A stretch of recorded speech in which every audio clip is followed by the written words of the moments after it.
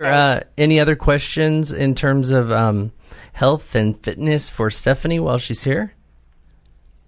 Well, that's my basic concern. That was a good question.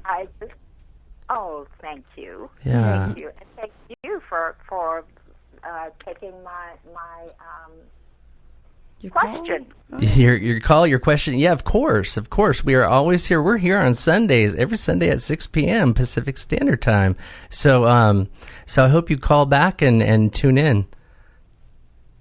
Most definitely, I will. Great.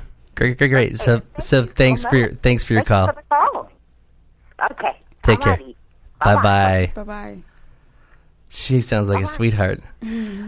So what's interesting about that is that I think, when I first started doing this show, asking someone how old they are was really important. Demographics, how long have they been married, what's their situation. She's had knee replacements. She could have been, Stephanie, you've shattered your knee, shattered right? it, yes. Yeah. And they prescribed a knee replacement, but I said, no way. Yeah. Why did you say no way? You had, I was watching one of your YouTube videos and you had 17 surgeries, 11? What was it?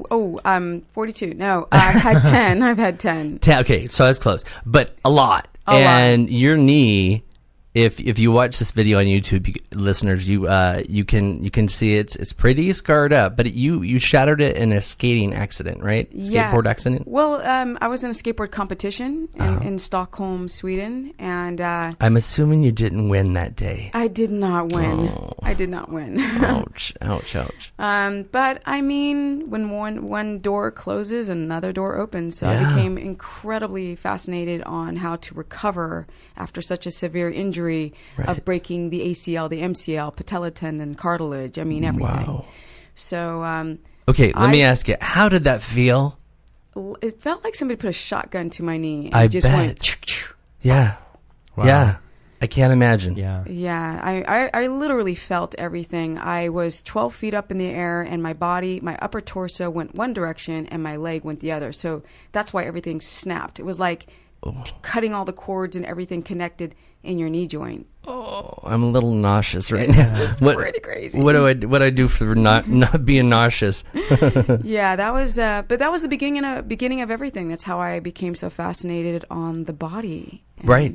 Yeah. And I've got to say, it's so inspiring because when I met her, I was 30 pounds overweight, and she, getting her story and looking at her amazing physique, and then you describing to me your history and how you're able to maintain your physique with your knee being like that, it made me feel that anything's possible. And I really needed to listen to you about the diet and the exercise. And what's great about it, we haven't really talked much about exercise, but I've learned how to work out. I've worked out for years, right? But I was working out with weights that were way too heavy. I didn't know how to breathe, and I didn't know how to move. And Stephanie taught me how to breathe and how to move. And I every time I was working out, you kept on me about the breathing. And I was not really doing as much as I could because I was holding my breath. And that's a problem, I thought. Yeah, it's the exercise part is kind of huge. People go to the gym every day and don't get the results. Small, tiny, minute appearing things seem to completely hinder somebody in their progression. So breathing the wrong way. That's huge. You don't get enough oxygen in, which means that you can't exercise if you're not breathing properly. You literally will run out of steam and feel nauseated. So that's one important concept is breathing. Yeah, and that's what I tell people when they're anxious about public speaking. It's like being on the radio. We're live.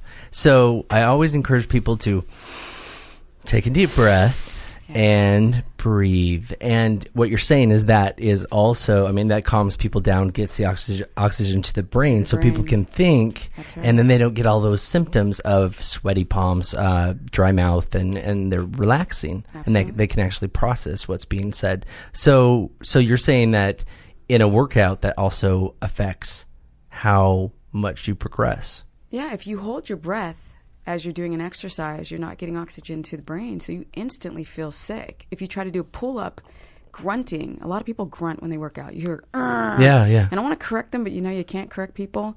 But you're actually supposed to just breathe out, like, Okay. not grunt. Don't hold the air in, let it out. Yeah, okay. Stephanie, you know what? And George, we have our next caller. Caller, welcome. You are live on the Dr. Kurt Show on Global Voice Broadcasting. Hello. Hi. How you doing? Can you hear me? We can. Great. We can. You were live. What's your question, caller? My question is, I have been doing a bit of baking lately. Well, I've always enjoyed baking my whole life, but I'm trying to reduce the amount of sugar I have in my diet lately. And I was wondering which sort of alternative sweeteners are better for me, because I've heard a lot about a lot of different kinds. And Perfect. I don't know which one to go with. Perfect question for Stephanie. Bring it on, Stephanie. Awesome question, caller. Yeah. Yeah, one of the main things is the herb stevia. It's you can actually buy a debittered tasting stevia, because a lot of people have a hard time adapting to it because it's so much sweeter than sugar. Has a semi-bitter taste. I've tried stevia. It's really good. It's very good. It comes from the cactus plant, right? Absolutely. Am I off? Okay. Absolutely. It comes from the cactus Got plant. it. Yes.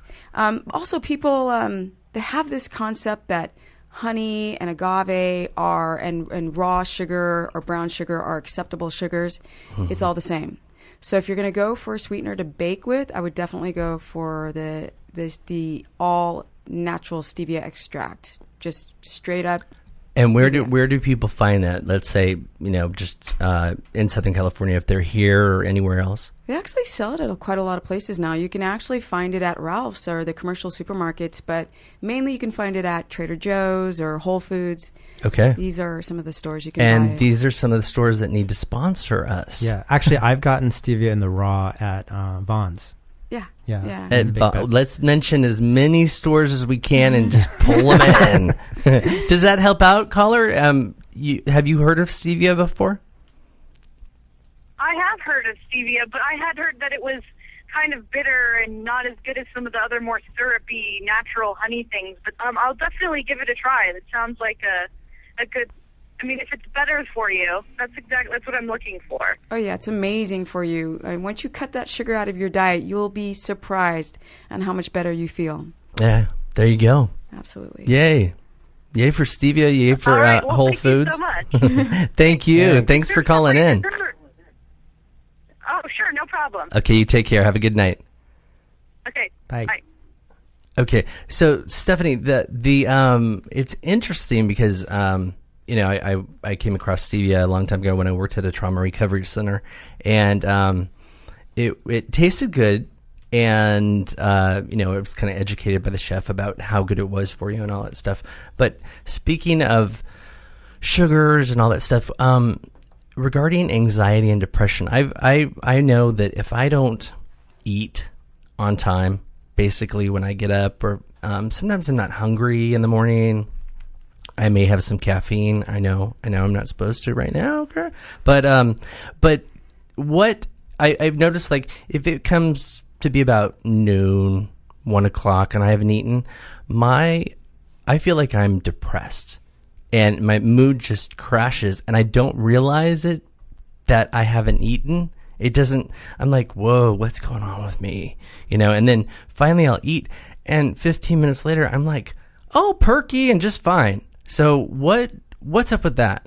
Okay, this is super important. It's one of the main subjects that I'm really out there trying to educate people that suffering from low blood sugar or high blood sugar is what's creating all the disease and all the autoimmune disorders. So, our bodies were not meant to be eating all of this processed foods, and that's all we do is eat cereal and breads and crackers and chips and that. We eat a lot of snacks. Right. So what happens is you'll either get up in the morning, have a coffee, and not eat breakfast. So that's one problem. Yeah. So you'll survive off of the caffeine, and then when the caffeine starts to wear down, you crash.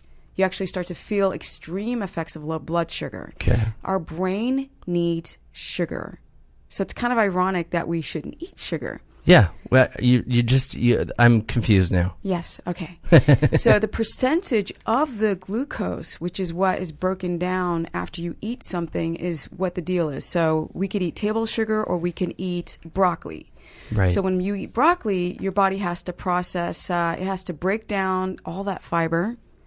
And then once it breaks down the fiber, the amount of sugar in broccoli is what our brain can handle. So if you eat a piece of bread